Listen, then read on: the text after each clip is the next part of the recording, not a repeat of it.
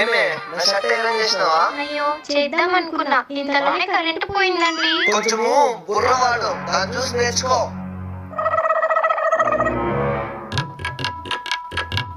ఏయ్ ఎక్కడికే? సదనం మిగిలిపోయిందండి, పడేయడానికి వెళ్తున్నా. కొంచెం బుర్రవాడు, దాన్ని చూసి నేర్చుకో. ఆ సద్దనంతో ఓడేలు ఎలా చేయాలో. ఏమే కొంచెం నిమ్మకాయ నీళ్ళు తీసుకురా. అండి